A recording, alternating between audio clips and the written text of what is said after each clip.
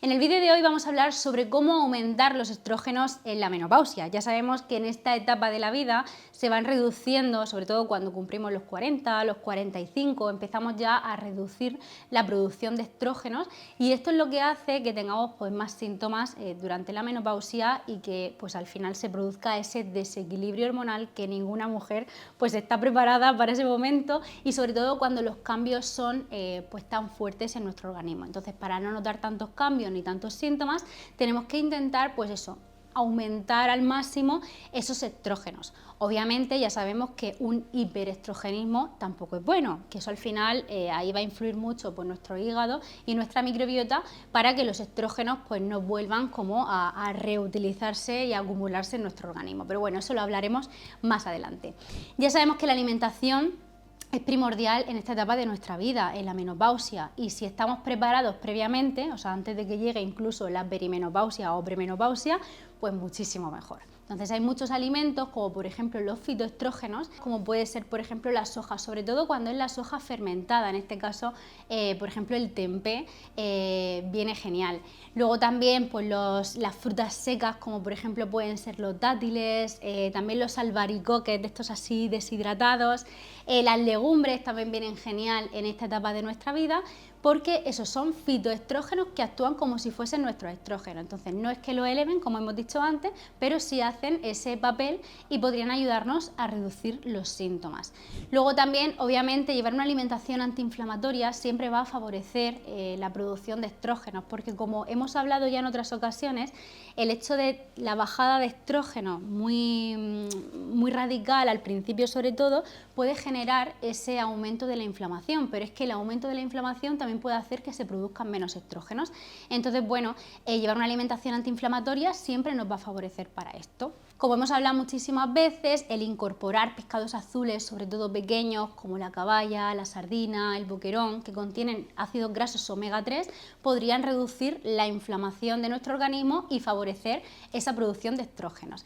Luego, por otro lado, también alimentos como son las crucíferas, el brócoli, todo tipo de coles, la coliflor, todo ese tipo de alimentos también favorecen que nuestro hígado funcione correctamente y podamos metabolizar bien nuestros estrógenos. Entonces ya sabemos que trabajar la parte del hígado, las tres fases principales, la metilación, la sulfotación y la glucuronización, esas tres fases del hígado son esenciales para una buena metabolización de los estrógenos. ¿Y esto qué significa?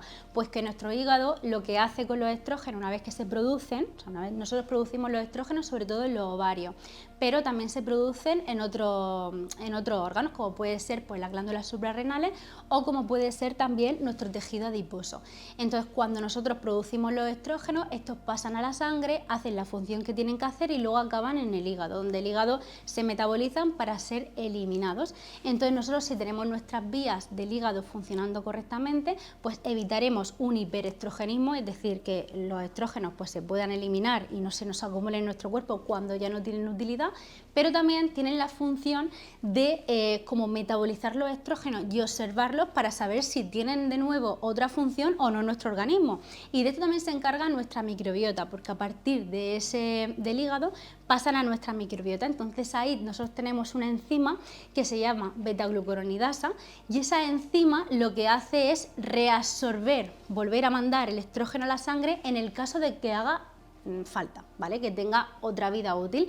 Entonces, por eso, aparte de trabajar mucho nuestro hígado, también tenemos que trabajar mucho nuestra microbiota. Entonces, incorporar alimentos como probióticos y prebióticos nos va a venir genial para poder reutilizar esos estrógenos que en esta etapa de nuestra vida es esencial, ya que producimos estrógeno en menos cantidad y aparte también como un estrógeno, ya cuando estamos en menopausia total, un estrógeno muy poco potente como es la estrona. Ya sabéis que el estradiol es el estrógeno más potente, el que todas necesitamos, pero luego ya cuando llega la menopausia nos quedamos con la estrona, que es como un estrógeno menos potente, que hace menos sus funciones, hace que tengamos esos síntomas, pero lo dicho, al final nosotros podemos hacer que mediante el trabajo de nuestra microbiota y el trabajo de nuestro hígado, pues estos se puedan reabsorber y podamos tener más en nuestro organismo y puedan hacer su función que nos ayuden a reducir esos síntomas o a no tenerlos tan fuertes. Entonces, ¿cómo podemos incorporar probióticos y prebióticos en nuestra alimentación?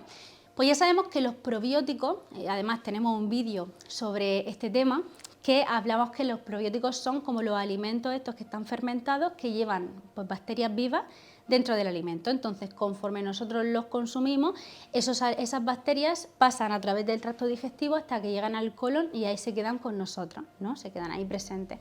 Estos alimentos son, por ejemplo, el yogur, el kéfir, también, por ejemplo, el chucrut, que es como la col fermentada.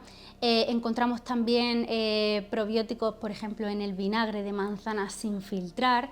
La kombucha también contiene probióticos. Entonces, bueno, todo este tipo de alimentos, la sopa de miso, pues son maravillosos para favorecer el trabajo de nuestra microbiota, que haya pues, diversidad bacteriana. Cuantas más bacterias hayan, tipos de bacterias, no en exceso tampoco, ya lo sabemos, pues mejor va a trabajar nuestra microbiota. Pero para que nuestra microbiota funcione correctamente también tenemos que alimentar a esas bacterias correctamente.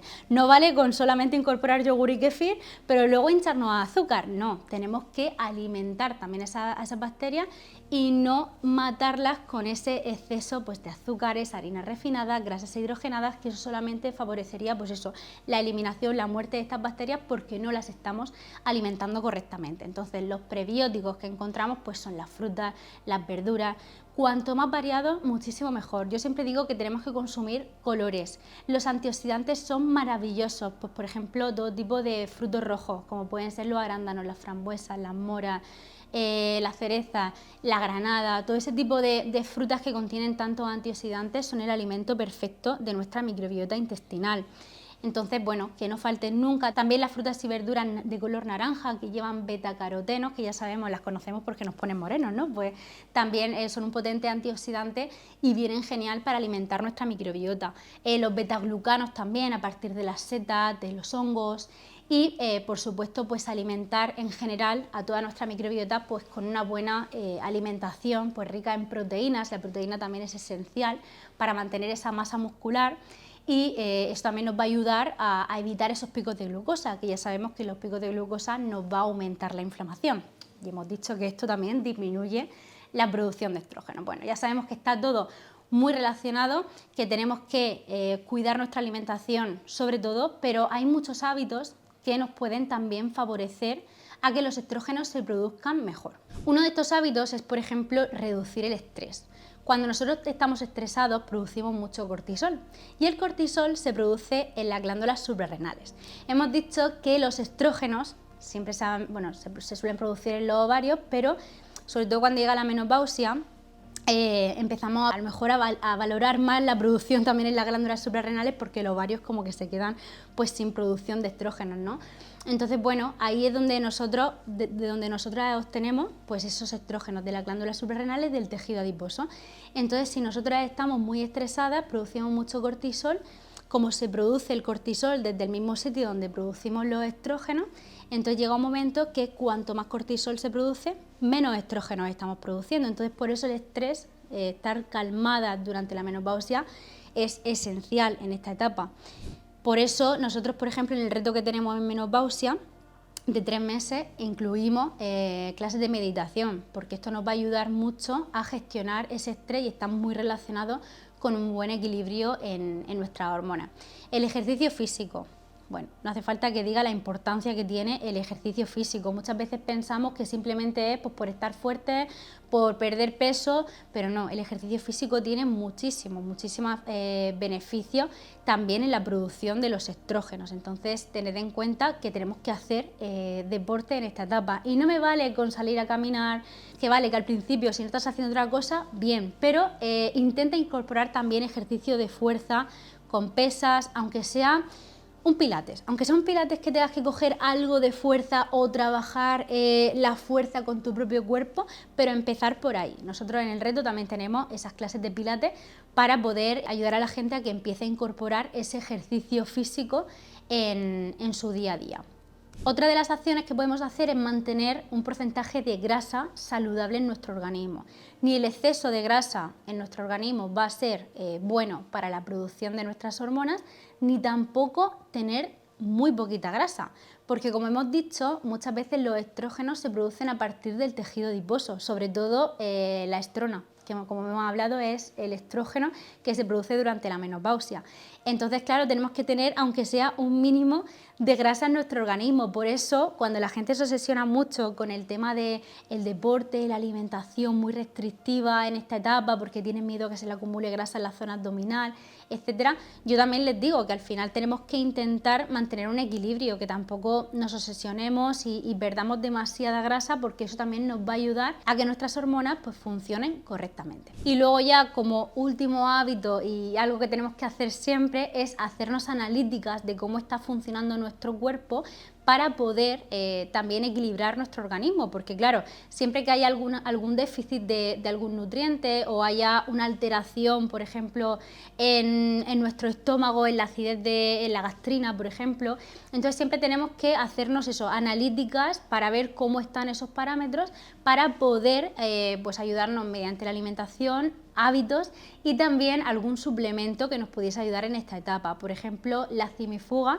es un tipo de planta que muchas veces se utiliza como suplemento en esta etapa de la vida y no ayuda a como aumentar la producción de los estrógenos, pero sí que ayuda a disminuir esos síntomas en menopausia. Entonces, bueno, sí que es cierto que los suplementos es algo más personal, que también nos pueden ayudar incluso para que nuestro hígado, para que las 3 fases del hígado funcionen correctamente, pero eso sí que es verdad que es algo más puntual y algo que ya se pautaría viendo la analítica del paciente. Por eso nosotros en el reto también analizamos pues todos los parámetros que son necesarios para que nuestros estrógenos funcionen correctamente, se metabolicen bien también, se reabsorban cuando son necesarios y se eliminen cuando ya no son necesarios. Entonces es importante eso, analizar el caso de cada paciente para poder recomendarle también pues una suplementación en el caso de que la necesite. Hay algunos pacientes que no necesitan ni suplementación, simplemente con alimentación y hábitos sería suficiente. Con esto ya terminamos el vídeo de hoy, espero que os haya gustado la información, que os ayude,